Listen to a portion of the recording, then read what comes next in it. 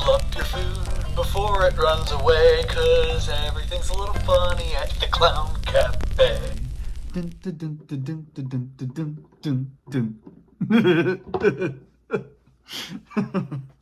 If y'all seen Terrifier 2, you know exactly where that song's from. The food's a little funny at the Clown Cafe. And so is the movie. And a little bit more than just funny, a little crazy too. So, as you can see here, I saw the Terrifier 3 at the cinema last night. I went and saw Terrifier 3 with my wife, and we had seen Terrifier 1, Terrifier 2. We have seen All Hallows Eve, which is another movie that he was in, and then we've also seen, I want to say it's like Corrupt or Cult 666 or something like that, where Art the Clown actually, it was one of his first features, I believe, in the movie. That movie was absolutely wild. I didn't particularly like that movie at all. I liked All Hallows Eve a little bit better. And I really liked Terrifier 1. Terrifier 2 was even better. Now, on to the Terrifier 3. If you know anything about my reviews, you know that I do it mullet style. Shout out to my man Tyrone Magnus, who I've been watching forever. He kind of created this little style, or the at least name for it. He's the only person I've ever heard call it, but I like that name, mullet style. So with that being said, we're going to keep it spoiler free in the front and the spoilers in the back, like a mullet. So let's start it off. I'm going to let you guys know when I cut off to that spoiler time. But for right now, it's a spoiler-free starting review. My spoiler-free starting review for this movie is from the very, very beginning. From the very beginning, there is a sense of this is just gonna go wrong so quick. And even from the first opening scene, you can tell it's going to get bad. It's going to get bad because they start off so happy and joyful and just so, and then everything very quickly, like this, turns into absolute torment, turmoil. Everything goes crazy. Everything goes wrong. And who's behind it all? Santa Claus. But not our Santa Claus. This Santa Claus. And he is a monster in this movie, man. He is, granted, in the last two movies, he was very, what do you want to call it? He kind of was very uncontrolled and just let loose on everything. In this movie, it's dialed to like 10. He does not care about nothing. Nothing.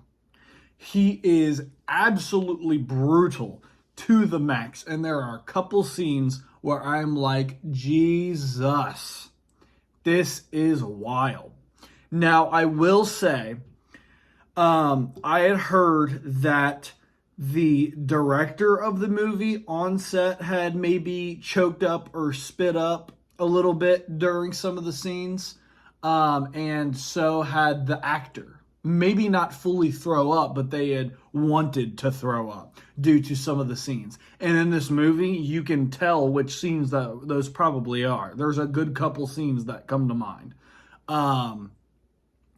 You know, you don't expect certain things to go the ways that they will, and you're not expecting certain people to live or die the way that they do. It's very insane. This movie, you know, obviously picks up during Christmas, and without giving any spoilers, certain reoccurring characters come back from some of the past movies. And they are kind of the main characters of this. If you've seen the trailers, then obviously you would know that. But since this is a spoiler-free review, I'm going to try to refrain from saying any character names or kind of saying who's who. But the theme of this movie, I feel like I have to say this because this could be a big deterrent for a lot of people. It does delve into the demonic. It does. And if you cannot do movies that have demonic delves or demonic tendencies or demonic hints and stuff like that, that become one of, if not the close to or main motive for a lot of the events in a movie, I would say maybe don't watch this movie. If you've seen all the other Terrifier movies, like Terrifier 1 and Terrifier 2, they don't, maybe a little bit Terrifier 2, but they don't like hone in on it. They don't really delve into any type of devilish stuff. You know what I mean? Not fully. It's not like one of the main things. In this movie, it is. So without having any spoilers, I just want to let you guys know that if you guys don't like that stuff, if you guys aren't into things that are kind of like that, I would refrain from probably seeing this because it does, especially near, I wouldn't say the end, but as it goes down and kind of halfway begins to finish off, it starts heading in that direction. And it kind of made me even a little uncomfortable, to be honest. And I'm one of those people where I don't easily get uncomfortable or scared for movies like that, especially horror movies, because at the end of the day, I like to cosplay. I like to dress up and have costumes. I like to act as horror characters, whether it be Michael Myers, Jason Voorhees. I've seen all of these movies. I've seen all the behind the scenes for all of these different movies. And, I, as a person that loves horror, I'm not easily turned away by a lot of stuff. But there was parts of this movie, demonic-wise, that I even myself felt partially uncomfortable about. But due to me understanding, it's just a horror movie, I kind of let it go on. But I could see how other people that aren't as strong in that sense could not take that, or that's not in their belief to even remotely allow a little ounce of that in to any movie or anything that they watch. They don't want to be affiliated at all. So with that being said, I wouldn't see this if I were you. If you cannot handle gore, don't come to this movie. I feel like that's kind of an obvious thing. If you can't handle the gore, don't come. Because if you can't watch a movie like Saw or any of the Saw movies, if you can't watch a movie like, I'm trying to think of what's another crazy movie that's like this. If you can't watch The Evil Dead, any of the Evil Dead movies, or Ash versus the Evil Dead movies, because of all the dismemberment and the craziness and all the stuff, if you can't watch The Exorcist, I would not watch this movie. I wouldn't. If you can't watch The Conjuring, I wouldn't watch this movie. Because this movie has a little bit of an essence from everything I just kind of named. Furthermore, on to this spoiler-free part of the review. I was going to stop at maybe around 10 minutes. My rating of this movie. So, a lot of people that I had asked, even the people that were working at the cinema I went to, the people at the front, they even asked me and my wife, hey, what movie are you guys going to see? Joking around because they could see our shirt. But even he said, just like other people have told me, the third movie is number one for them. The second movie is number two for them. And the first movie is number three. So they just build up to be better. I would say, for me, the second and third movie are kind of tied. And I kind of like the second one just a little bit better. I think it's just the feel of it. It feels more slasherly than this newer one does. It feels more slasherly, and it kind of makes me feel like Art doesn't have much of a motive in the second one. And I think it takes away from the character when you give a character like Art a motive. Does that make sense? Like him being an insane, crazy. It's kind of like the Joker, like the feel for the Joker. He's got motives, don't get me wrong, but like at the end of the day, he just wants to cause chaos. That's all the Joker's job is to do, is cause chaos. You know, in Gotham City, he causes chaos just because he can. He's got motives and plans to cause that chaos, but his overall goal is just to cause chaos. Art the Clown in this newer third movie actually does have a motive for majority of all the stuff that he does, and I feel like it kind of takes it away. It explains some things, but it kind of takes away from who I feel like Art the Clown is. Now, mullet style. We pushed this to even 11 minutes, a minute more. Spoiler time. We're getting back to the mullet. We're getting to the spoilers now. So, if you have not seen the movie, I will tell you, as will Art, go. Get out of here. If you want to come back and see what I thought about the movie with the spoilers, you can come back later. Go see the movie, enjoy yourself, have a fun time, go get some popcorn, go get some drinks, maybe sneak in a little bit of candy in a pocket or something, and go enjoy the movie. Have fun. It gets crazy and wild. I'll see you guys later. And as always, thank you for watching. Now, on to the spoilers. This is a wild-ass movie. With spoilers, movie starts off crazy. Movie starts off fucking crazy. Immediately, Art's killing kids. Wild. It's in a house. You know, you've got Christmas time, the tree's up, the presents are up, everything else like that. And then all of a sudden, some little girl is opening her parents' bedroom and says, I heard footsteps on the roof. And the parents are just kind of brushing it off. The dad's super tired. He's telling the mom, go deal with it because he's got work in 3 hours. It's like 3 a.m., so he's got to go to work at about 6. And the girl said, no, there's really footsteps up there. I think it's Santa and his reindeers. And so the mom's like, no, it's not. It might be one of the elves to check on the house's roof to make sure it's stable enough for the reindeer in his sleigh to land on, because the elves do inspections before Santa comes every year. You know, just trying to throw the little kid off, trying to give it something to go to sleep with. And the kid finally decides to go to sleep under one condition, that the mom goes downstairs and makes cookies and milk for the elf.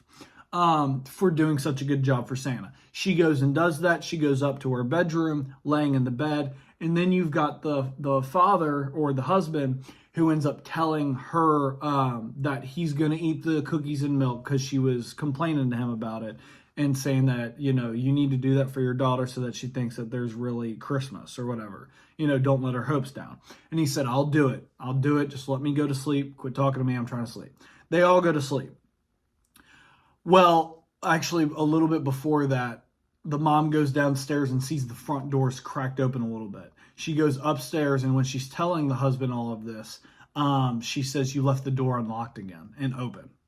And so I guess he's done this before, so she didn't think too much of it, but it kind of creeped her out because she wants to be safe. And she even told him while he was sitting there with his eyes closed, do you not care for the safety of your family? Well, she was right. Art the Clown walked in. And he must have walked in beforehand before she closed and locked the door.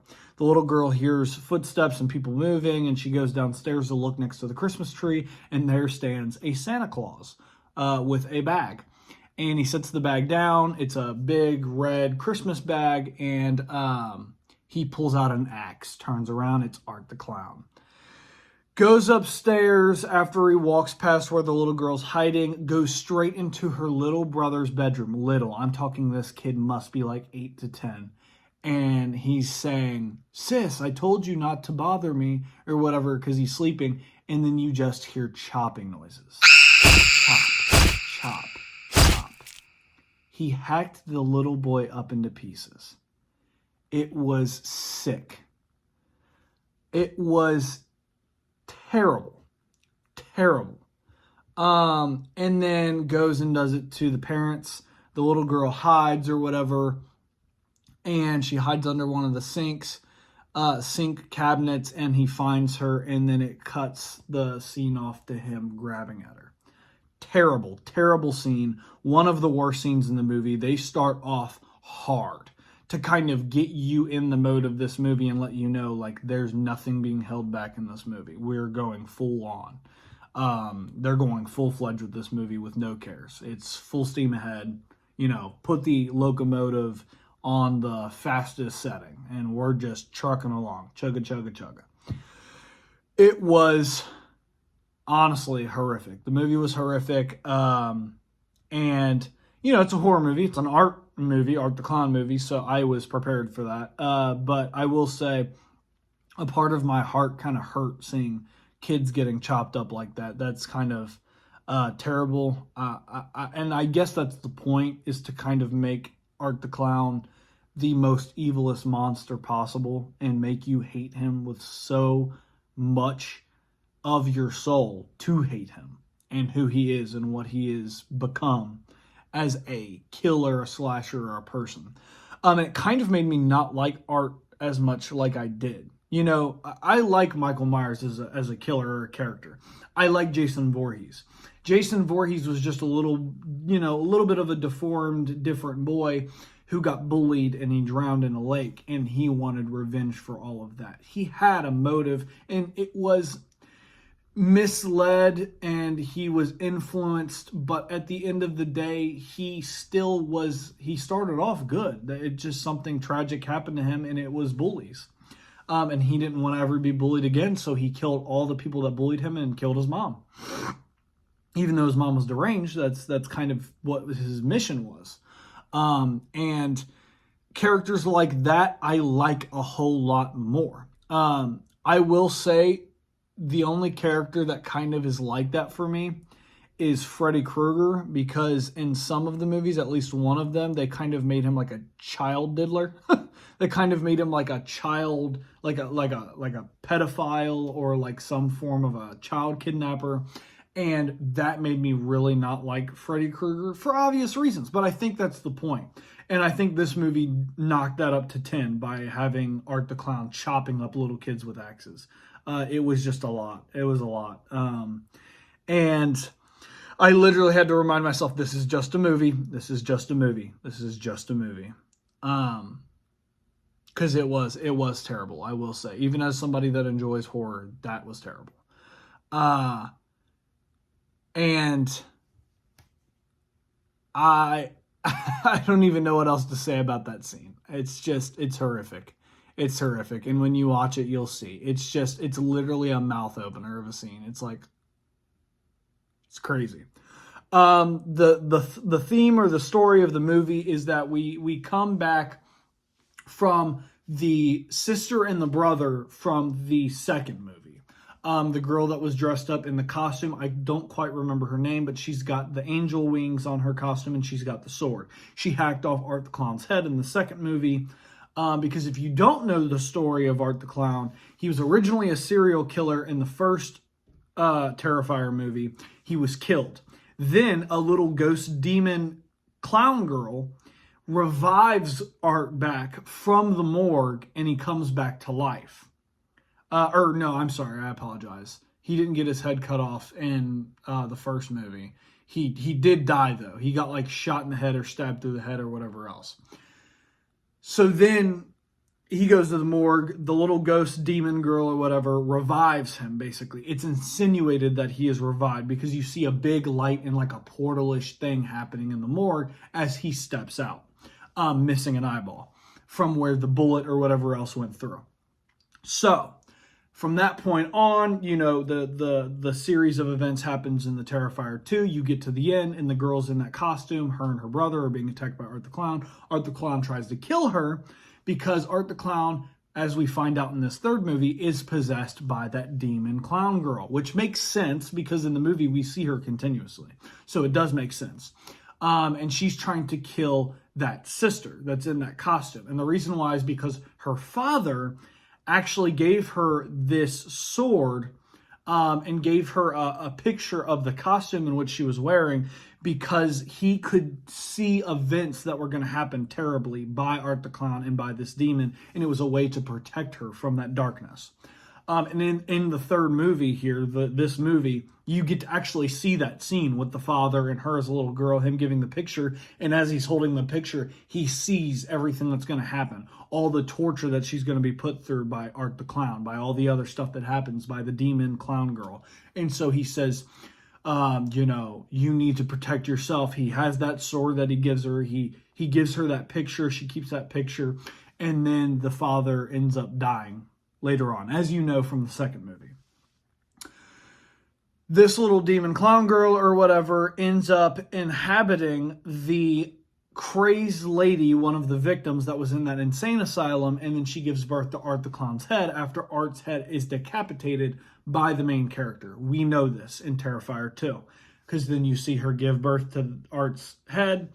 In the third movie, as the movie goes on a little bit, you get to see a cop showing up 5 years prior to this movie. This movie is about 5 years after the events of Terrifier 2, in Christmas time. So 5 years back, it goes back and shows you a cop going into that big arcade place at that festival, at the Terrifier, I believe is what it's called. And he goes up and he's like, there's a body here, it's decapitated, looks like it's a clown costume. I'm going to need backup. How long until I get backup? And they're like, they'll be there shortly. So he's like, somebody else is here moving.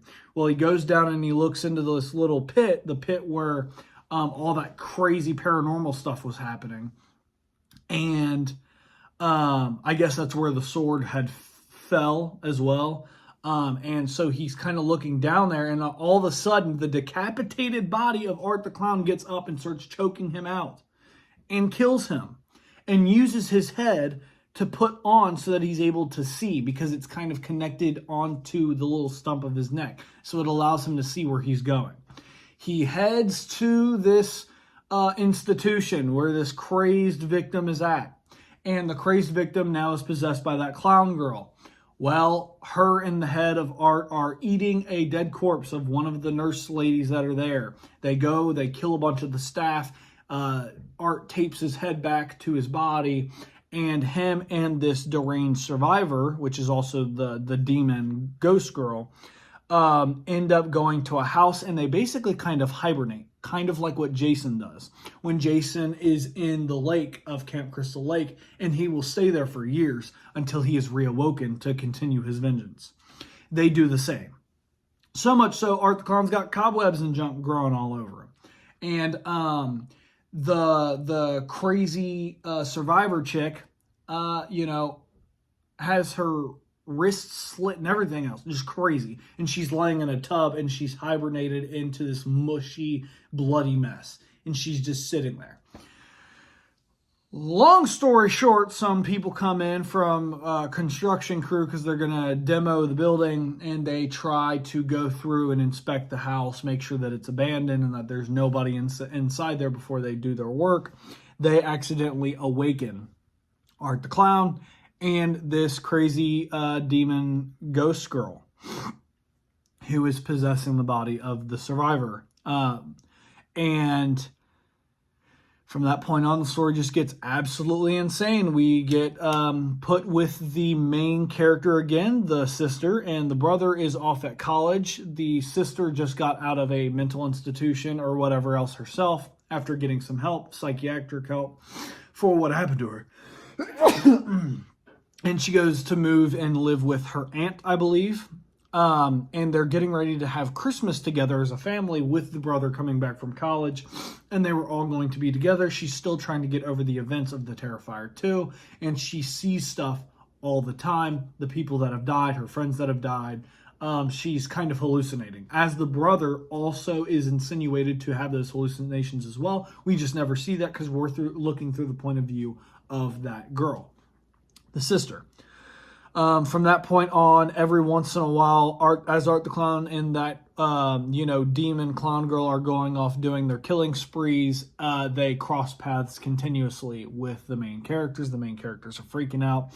And by the end of the movie, there's the big climactic ending, which basically shows that that evil clown girl is a demon.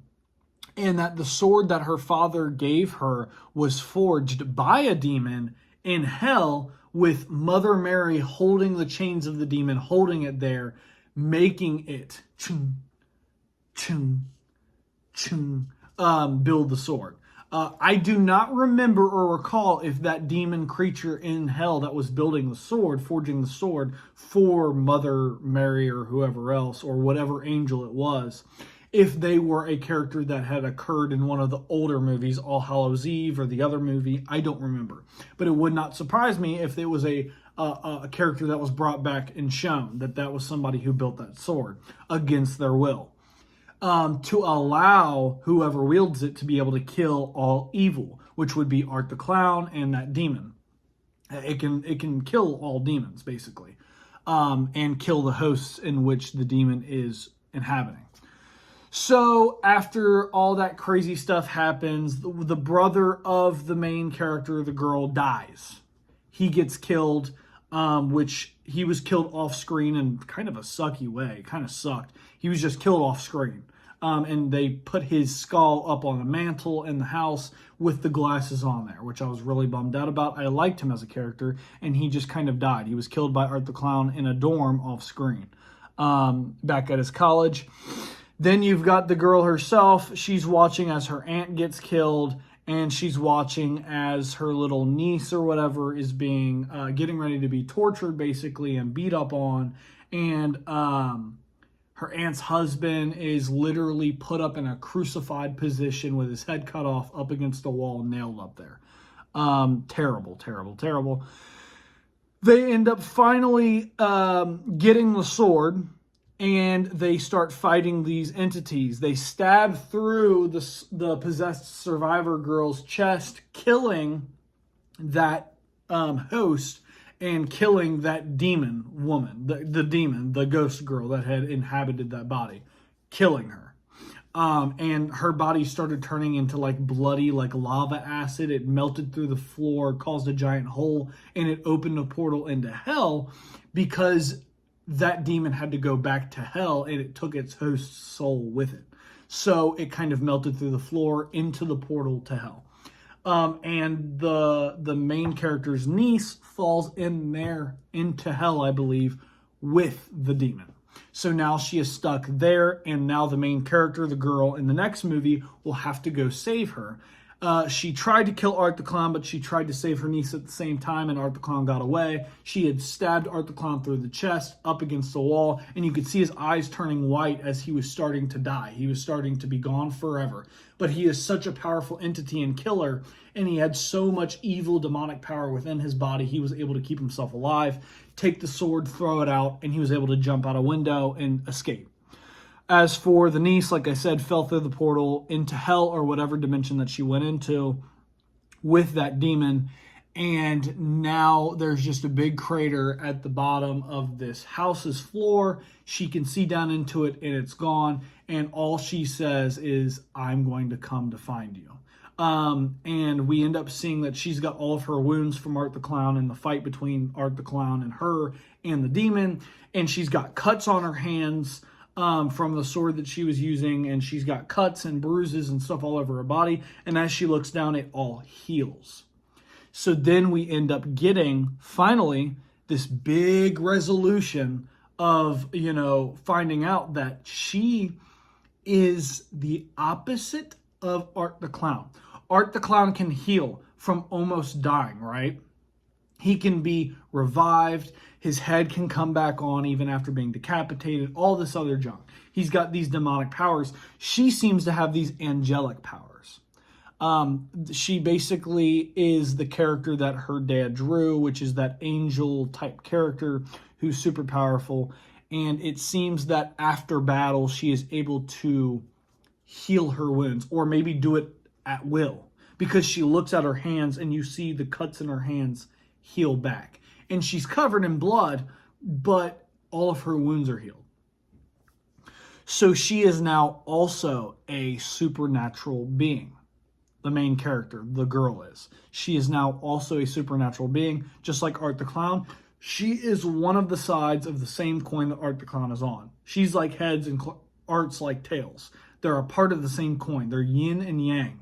They're arch enemies. They hate each other. It's kind of like Lucifer in the Archangel Gabriel. Think of it like that. They both are basic, have very similar powers, and they're both powered by one spectrum or the other. And they absolutely hate each other. They're trying to kill each other, but they can both regenerate. They have regenerative abilities. They're both overly strong, super, super strong and durable. So much so that she was fighting Art the Clown, who had a chainsaw, and she was deflecting it and fighting it off with a sword, like a dagger sword, and somehow that was working. So with that being said, with that sword at her side, she is basically unstoppable and no evil can beat her. She can be harmed, but no evil can harm her. You know what I mean? That's what the father even told her, is that the sword that she has, no evil can harm her. So that means that she has regenerative abilities, kind of like Deadpool or Wolverine or something like that. Not nearly as fast, but I think it's after battle, or it's when she focuses on doing that. So in the next movie, since Art the Clown is alive, he has escaped. And Art the Clown got repossessed, I believe, by the demon. Since the original host had died, the demon came back into Art the Clown and will continue the rampage as normal for the next movie. And the next movie's already been, addressed to be happening. So with that being said, the main character, that girl, is now literally an angel warrior. And she has abilities just like Art the Clown. So absolutely insane, crazy. One of my favorite scenes in the movie's probably got to be Art the Clown meeting Santa Claus. He got super, super excited and happy, and that's how he got this costume. He ends up killing the guy that was dressed as Santa Claus, and he takes the Santa Claus outfit, which is absolutely insane. But they were in the bar, and it was a very funny scene where Art accidentally pees on Santa Claus's lap as he's sitting there. He's super excited to see Santa Claus. He's acting like a little kid, and then all of a sudden it turns dark. Pulls out a gun and just starts blasting all the people in the bar, killing Santa Claus by using a freeze tank, freezing his body, and then breaking his body with a hammer. Absolutely sick. But yeah, this movie was crazy. The story was insane. I think that this is kind of tied with the Terrifier 2. So I would rate the Terrifier 2 as like a 9 out of 10 movie. I would rate this a 9 out of 10 movie. I don't think it's a 10 out of 10. I don't. And the reason why is because I think it took away from Art's appeal. They made Art the Clown too demonic and demonic based. I don't like that. I don't. Having him, I don't know. It's just something about it I don't like. I would rather he be like, and I mean, I guess it's no different than like Michael Myers, who had the Curse of the Thorn, or, you had Jason Voorhees, who was kind of possessed in his own way too. And you've got Freddy Krueger, who is given the powers of a demon, I don't know, something about this movie's portrayal of that type of a power and that type of an origin and reason for being, I didn't like it as much. So that's why it's a 9 out of 10.